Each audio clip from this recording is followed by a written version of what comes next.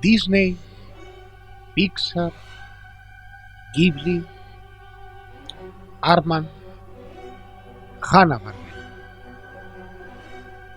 En mayor o menor medida, todas ellas tuvieron su momento de gloria, en el que fueron lo más en su campo.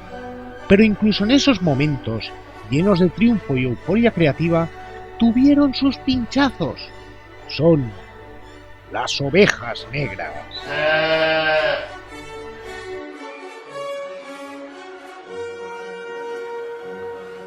Vamos, petardos. ¡No!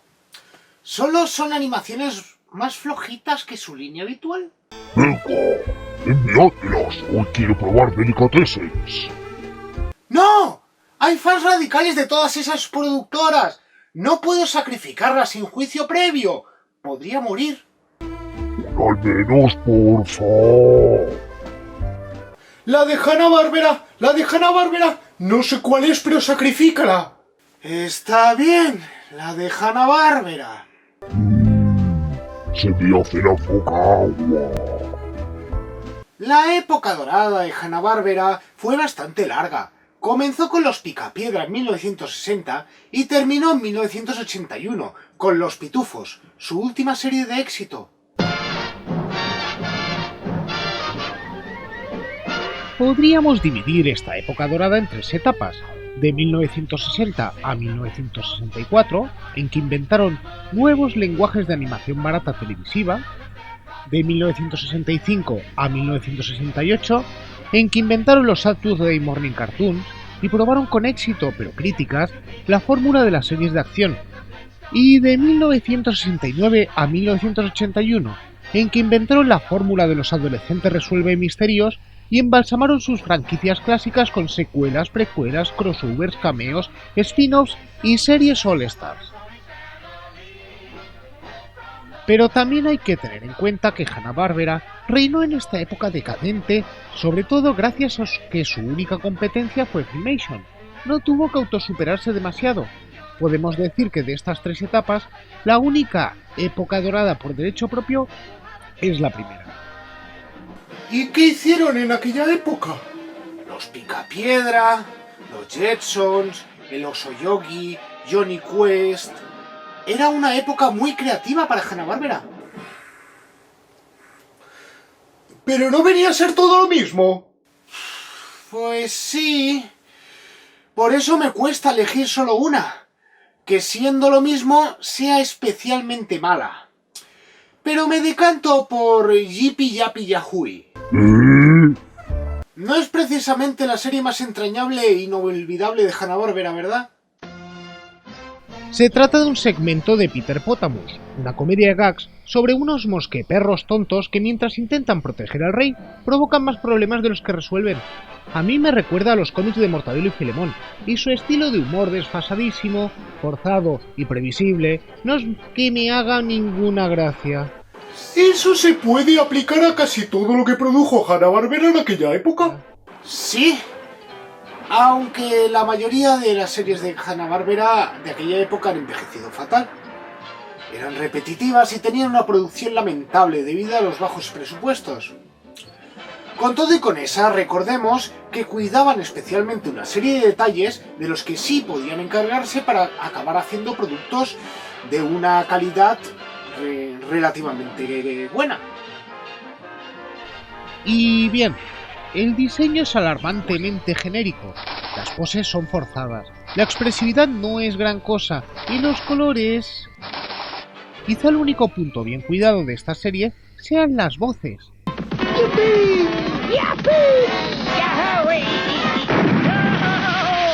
Y parece que hayan querido basar toda la gracia de la serie en ello. A nivel argumental, parece que han querido añadir algunos detalles que los diferencien de otras series parecidas de aquella época. Mezclan el mundo medieval con el contemporáneo, pero en vez de mostrar inventos creativos como hacen en Los Picapiedra, sacan artefactos del siglo XX tal cual, y han añadido 3 personajes principales, en vez de 2, lo habitual en las series de aquella época. Pero ¿de qué sirve usar 3 personajes si los 3 tienen la misma personalidad tonta? Finalmente cambiaron esta serie del show de Peter Potamus por Ricochet Rabbit and Drop Along, que sin ser una maravilla de serie, al menos tiene un diseño y un doblaje más interesante. ¿Querías que sacrificara alguna serie de Hanna-Barbera? Pues ahí va, y no creo que se pierda gran cosa.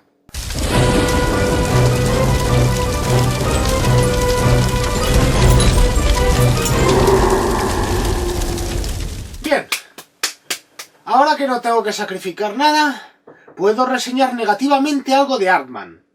Aardman era una productora británica de stop motion que había ganado mucho prestigio gracias a los cortos de Nick Park. Entonces, en 1996, firmaron un contrato con DreamWorks, acompañado de $250 millones. Iban a realizar 4 superproducciones con distribución internacional. Aquí comenzó una edad de oro. Chicken Run, Wallace and Gromit y la maldición de las verduras, y las series de televisión de Angry Kids, Wallace and Gromit y Creature Comforts. Incluso ganaron un Oscar. Pero trabajar para DreamWorks no fue como trabajar para BBC. DreamWorks se empeñó en producir 2 películas cada año. Y Aardman se encontró con que no podía seguir aquel ritmo, por lo que tuvieron que aparcar la animación de stop motion para su siguiente película, Ratonópolis, por lo que la realizaron completamente en animación CGI, una animación precaria, lejos del encanto de sus películas de stop motion. Aparte, la película se veía desmotivada, era una innecesaria parodia a James Bond con ratones, y todo muy olvidable. En principio me parece bien que una productora de stop motion también produzca películas en animación CGI, pero Nick Park había asegurado una y otra vez que la animación digital es fría y desalmada, por lo que Ratonópolis no es solo una oveja negra. Creó tales tensiones entre DreamWorks y Aardman que Aardman terminó por romper su contrato con la productora de Spielberg, y aquí terminó su edad de oro.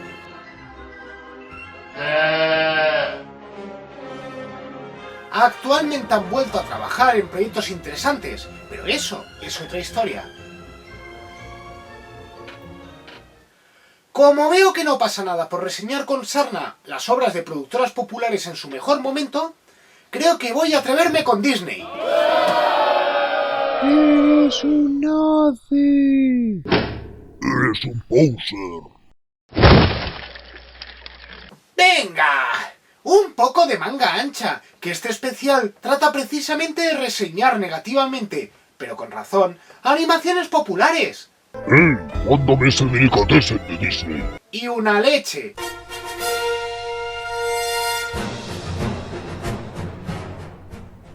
Disney ha tenido 3 edades doradas, de 1937 a 1942, cuando comenzó a producir sus carísimos largometrajes hasta arruinarse, de 1950 a 1959, cuando tras recuperarse de su quiebra volvió a la carga con superproducciones en Cinemascope y se declararon como los defensores de los ideales americanos, y de 1989 a 1999, cuando superaron su larga crisis creativa, recuperaron su encanto Disney y pasaron a producir una película cada año, que eran auténticos fenómenos sociales.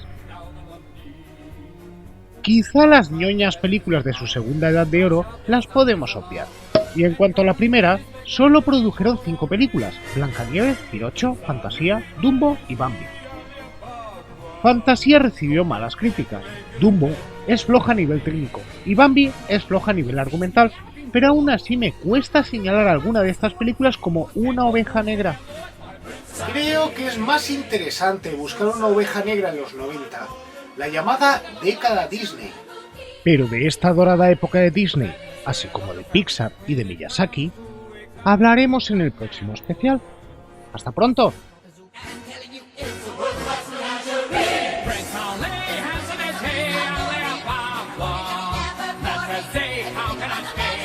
Yeah.